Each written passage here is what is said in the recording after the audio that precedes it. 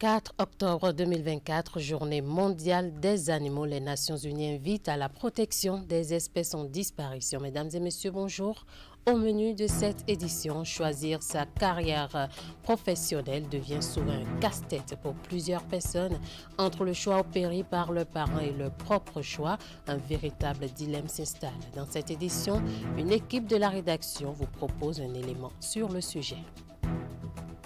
Les audiences se succèdent au cabinet du président de la HAC, Édouard Loko, a reçu mercredi l'écrivain et homme des médias, Thirbus Adagbe, venu lui transmettre ses félicitations, les précisions à suivre. Et puis, revue annuelle du secteur de la justice au Bénin, les travaux placés sous le signe d'une justice plus moderne, plus accessible et plus efficace. Les détails dans un instant. À nouveau, bonjour. Les jeunes en quête d'épanouissement professionnel se retrouvent parfois confrontés à un dilemme dans le choix entre leurs propres rêves et ceux de leurs parents pour leur avenir professionnel. Cette question devient particulièrement importante aujourd'hui alors que le monde du travail évolue rapidement et que l'épanouissement professionnel prend une place déterminante. Question à laquelle s'est intéressée une équipe de notre rédaction qui vous propose cet élément présenté par Hugues Vingbe.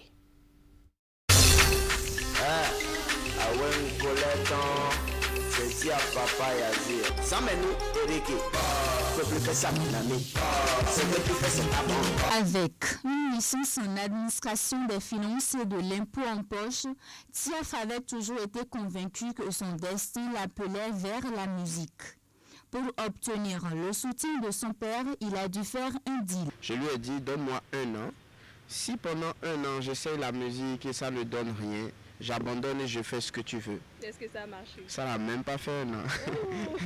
Son histoire est semblable à celle de nombreux jeunes dans le monde qui se voient parfois contraints de suivre une carrière imposée par les parents. Pour les parents, c'est aller à l'école, continuer les études soutenues. C'est ça l'objectif. Voir les filles travailler dans un bureau, dans des entreprises. Mais ce n'était pas ça, moi, ma vision. Je suis consultant certifié carrière d'arrêt en orientation professionnelle, mais j'ai une formation de base, j'ai un master en production et santé animale. Tu veux changer de domaine, en fait, forcément les gens se posent des questions. Et les premières questions, c'était de savoir réellement est-ce que vraiment c'était un choix motivé, un choix vraiment qui cadre avec l'avenir du travail en quelque sorte. Je me souviens la première fois, je pense que je devais être vers la fin de mes études en gestion de projet. La première fois où ma maman, elle était encore en vacances en France, je lui fais un mail et je lui dis, j'ai fait des études de gestion de projet, je suis passionné de photographie et que je commence par penser que ça pourrait être un bon projet pour moi de me lancer en photographie. Ça a été très mal pris. Elle m'a dit, écoute, on ne t'a pas payé un bac+5 pour que tu deviennes photographe. Mais lorsque je me retrouve face à mon micro avec mon ingénieur ou sur scène, je suis emballé, je suis moi-même. Donc imaginez-vous, mes parents m'obligent à être docteur. Or, c'est parce que ce qui me plaît, un jour je risque de tuer un patient. Ils sont tout de même unanimes sur le fait que les parents devraient écouter leurs enfants pour mieux les orienter, mais également que les jeunes devraient pouvoir trouver un juste milieu pour satisfaire leurs parents et se réaliser professionnellement. Tout parent a pour but de voir son enfant réussir. Nos parents appartenaient à une génération où malheureusement la plupart des vedettes de la musique qu'ils ont connues à l'époque, ils entendaient qu'ils sont malades, qu'ils n'ont pas pu se soigner ou qu'ils avaient des situations vraiment compliquées. Donc quand tu dis à un parent que tu veux faire un métier pour lequel il ne connaît pas des exemples de réussite vraiment nombreux, il se pose des questions, il a des inquiétudes. Quand vous avez un rêve, ne vous attendez pas à ce que les gens vous soutiennent dès le début. Vous êtes seul à faire votre rêve. Les autres n'ont pas fait le rêve avec vous. Mais vous devez être suffisamment sérieux pour donner des indices, pour donner la preuve de ce qu'on peut croire en vous. Voilà, tu as un rêve et tu es vraiment passionné par ce rêve-là, c'est d'abord de monter un projet d'études, un projet professionnel solide derrière ce rêve-là pour pouvoir aller voir les parents et communiquer avec eux. Pour mieux comprendre le point de vue des parents, nous avons également interrogé quelques-uns d'entre eux. J'ai dit à ma fille de choisir une autre filière, elle a choisi une autre filière, elle a fini, elle a dit voilà papa, tu m'as dit de faire tel, j'ai fait maintenant, voilà que je ne trouve pas du boulot. Je dis c'est pas grave, il faut toujours continuer, continue toujours, tu vas trouver. Finalement j'ai compris que ce n'est pas bien d'imposer une filière aux enfants. Mon enfant, quand il sort bac, moi je voulais qu'elle fasse linguistique. Mais elle a refusé. Qu'elle veut faire communication. Bon, je l'ai laissée. Elle a fait. Aujourd'hui, elle a reçu. D'après l'experte, le rôle des parents serait de faire le suivi. Elle explique que les inquiétudes des parents sont non seulement dues à leur désir de sécuriser, mais aussi d'autres raisons qu'elle expose. Alors parfois, il y a des parents qui refusent, qui ne sont pas d'accord avec le choix de leur enfant. Peut-être à cause des préjugés qu'ils ont par rapport à la filière que le jeune veut choisir. Parfois, c'est à cause des expériences qu'ils ont vécues eux-mêmes concernant ce métier-là. Parfois, ça peut être également lié aux valeurs que l'on pense, aux valeurs du parent lui-même. Pour accompagner l'enfant, les parents ont besoin, de les écouter. Ils ont besoin de les soutenir. Ils ont besoin d'explorer avec ces enfants-là tout ce qui est lié à leur potentiel, à leur intérêt, à leurs compétences. Ils ont besoin d'explorer tous ces éléments-là et surtout de se faire conseiller par des professionnels du métier. Les parcours d'Emila, de Tiaf, d'El Primo d'Igor ou encore de Darimage témoignent des défis auxquels font face les jeunes dans leur quête de réussite professionnelle. En favorisant une écoute active, une communication ouverte, parents et enfants peuvent co-créer un avenir qui respecte les rêves de chacun.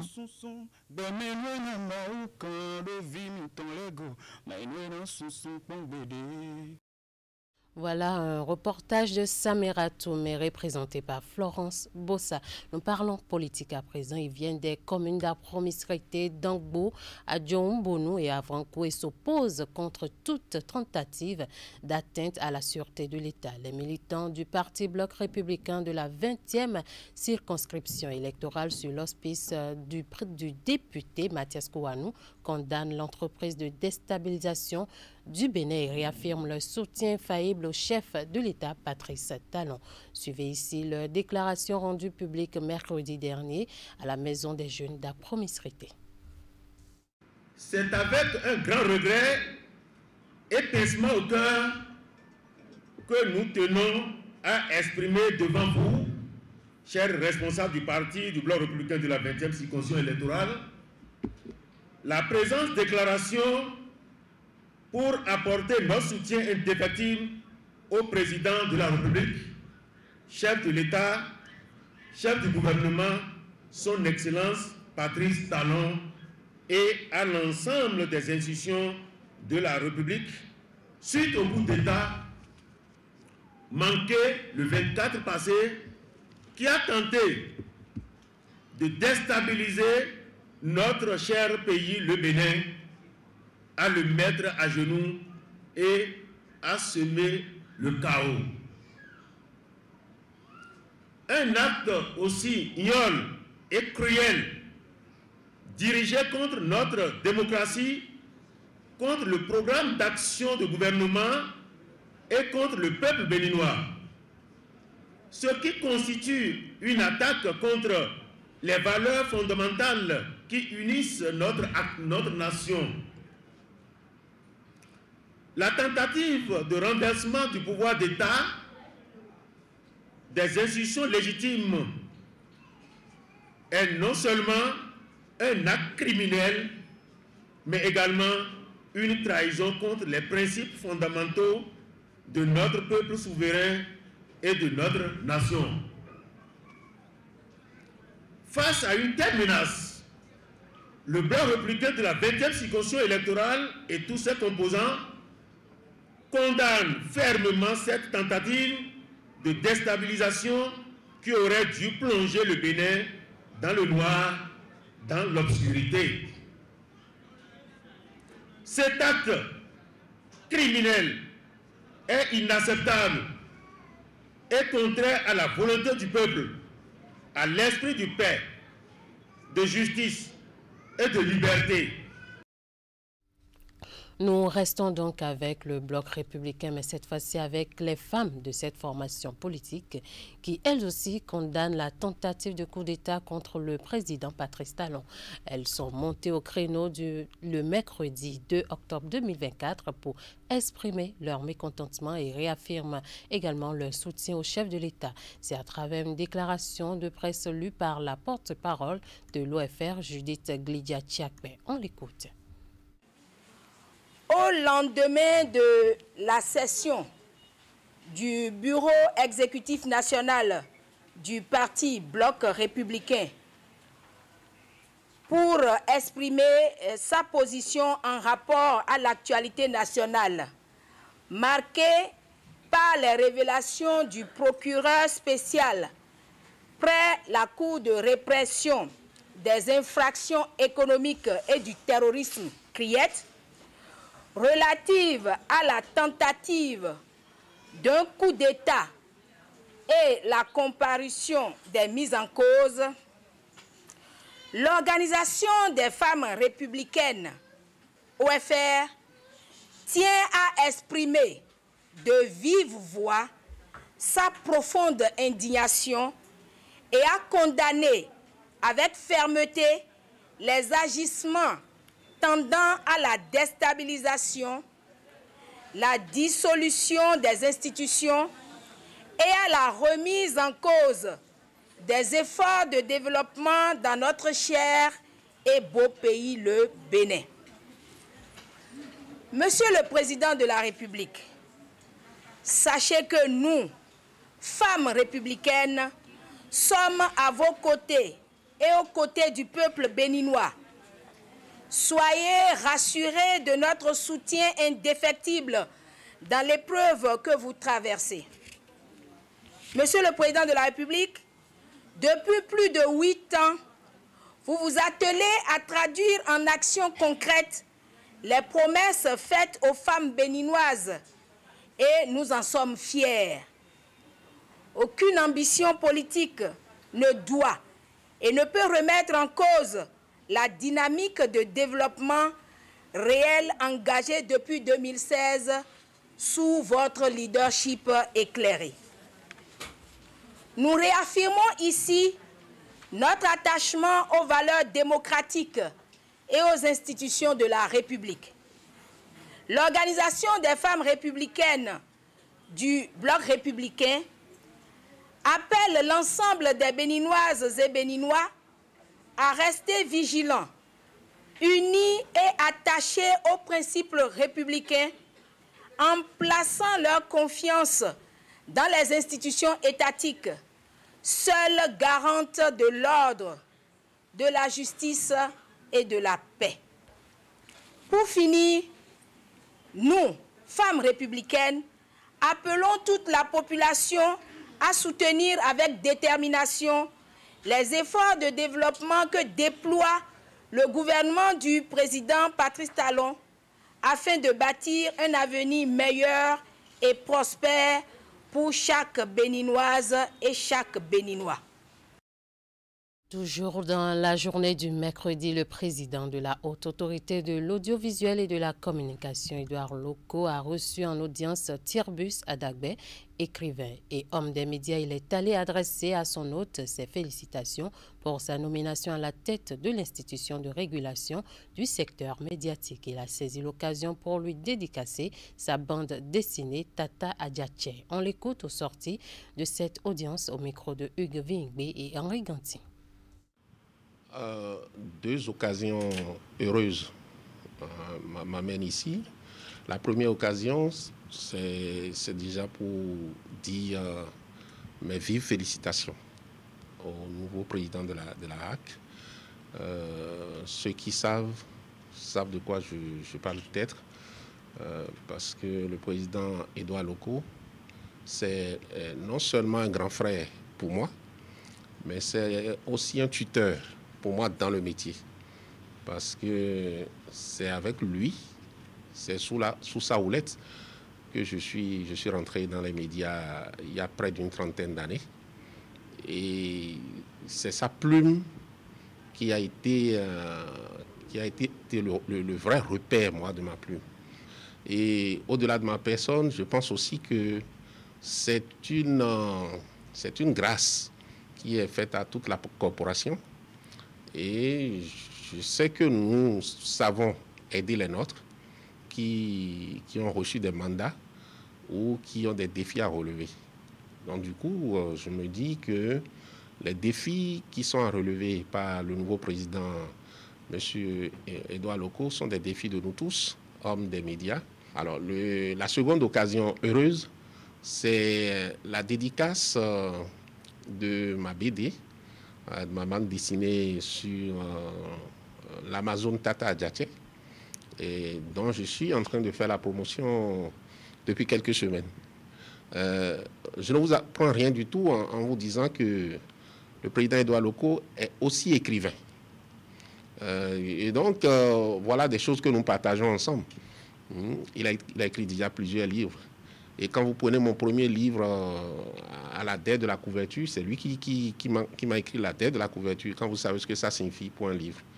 Et donc, j'ai trouvé que c'était normal, quand j'ai sorti cette BD Tata Adjaté, de passer, lui dédicacer son exemplaire. Et aussi lui dire merci parce qu'il a fait partie des personnes qui m'ont donné un coup de main pour faire paraître la BD. Les élèves du collège d'enseignement général de Veki dans la commune de Soava peuvent désormais apprendre dans de bonnes conditions. Ils bénéficient d'un module de 3 classes équipées. C'est un don de la Fondation MTN avec le soutien de ses partenaires.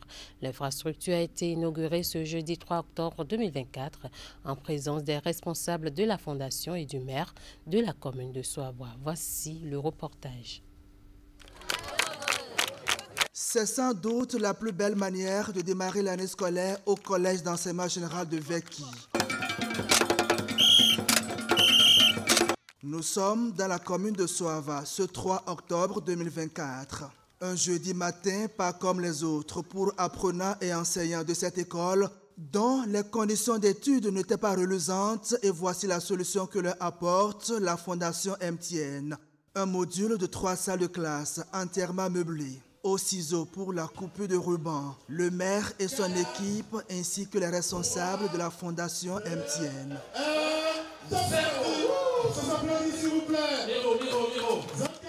Il n'en fallait pas plus pour semer la joie dans le cœur des bénéficiaires. Notre joie est grande et nous vous en sommes reconnaissants. Nous sommes conscients de cet acte d'envergure que vous venez de poser. Je passe par là, surtout pour remercier le maire de la commune. Voilà un homme de pensée positive. Je remercie le maire, il m'a dit, ils viendront. Voilà, il a passé par tous les moyens. Voilà ce joyau qu'ils nous ont réalisé. Un bon cadre d'études, mais aussi de fournitures scolaires pour alléger les charges aux parents d'élèves.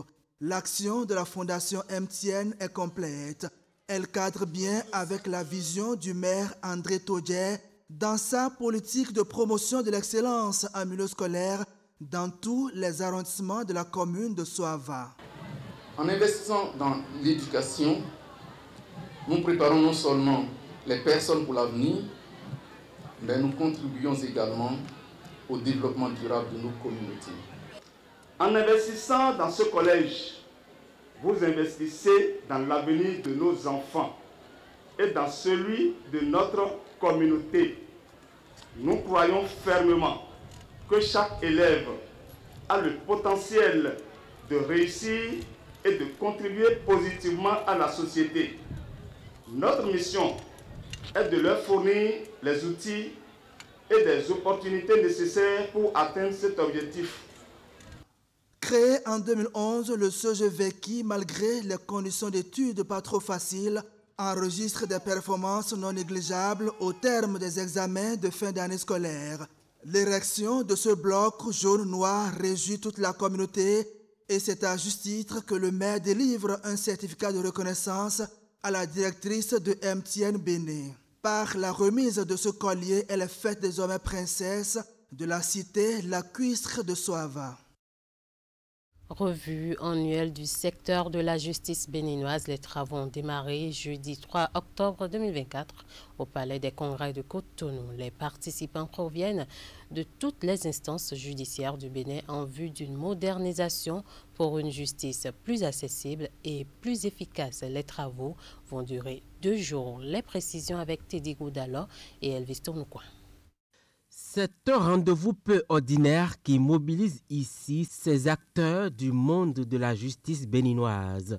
Dans le souci de moderniser le secteur pour un service public plus accessible et performant, il urge pour toutes ces personnes impliquées de se retrouver afin de faire des mises au point. D'où cette revue annuelle qui rassemble également toutes les hautes juridictions.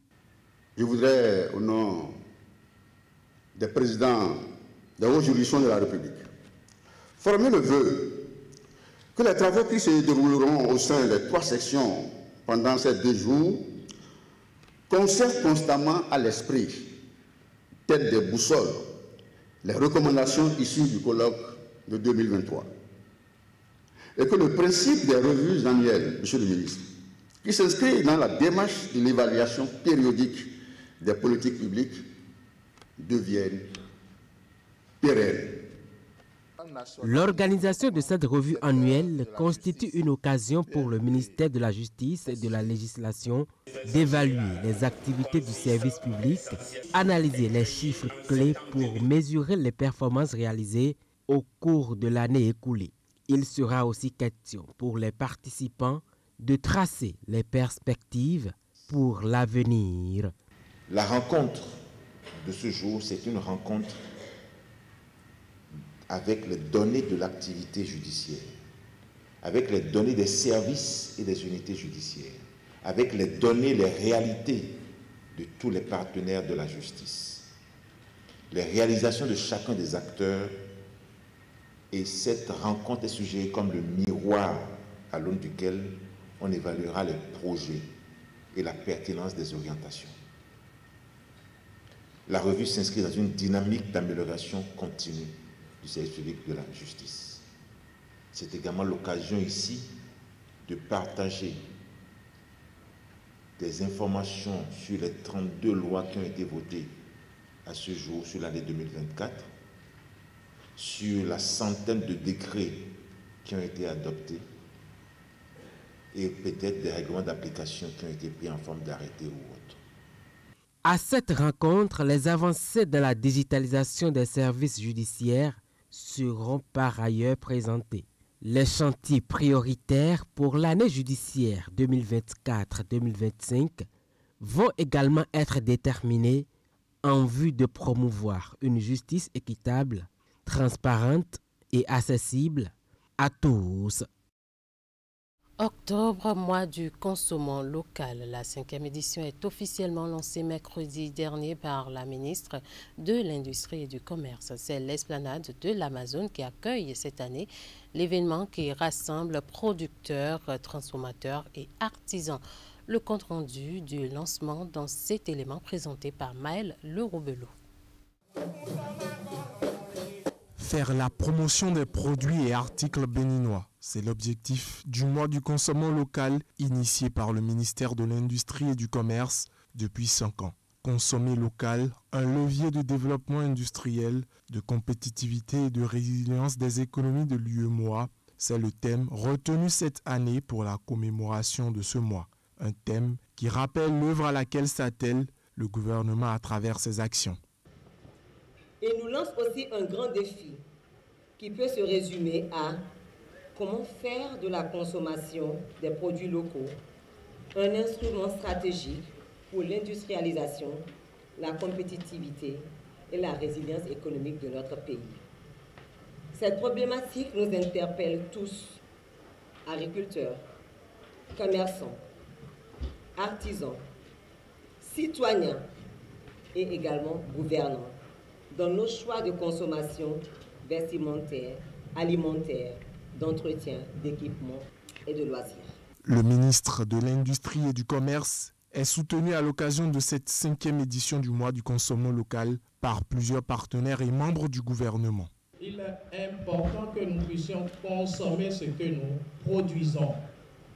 Il est même vital, il est même impératif que nous puissions consommer massivement ce que nous produisons, quel que soit le niveau d'achèvement, de finition, de qualité de ces produits. En tout cas, en ce qui concerne mon département ministériel, nous pouvons, Madame la ministre de l'Industrie et du Commerce, vous promettre que nous serons toujours à vos côtés, toujours disponibles pour soutenir les actions relatives au consommant local au Bénin. La Suisse est active au Bénin dans plusieurs domaines, dont le développement économique rural et local. Nous soutenons via nos programmes le secteur de l'agriculture et de l'artisanat. C'est pour cette raison, Madame la ministre, que nous vous soutenons financièrement et techniquement, non seulement pour cette édition, mais aussi pour les prochaines éditions du mois de consommant local. La cérémonie de lancement a pris fin sur l'esplanade de l'Amazone par une visite des stands installés. La foire va durer tout le mois d'octobre, mois consacré au consommant local. Et voilà qui met fin à cette édition. Merci de nous avoir suivis. Merci à toute l'équipe de rédaction, de réalisation et de diffusion. Passez un bon après-midi en compagnie des programmes de Canal 3 Bénin.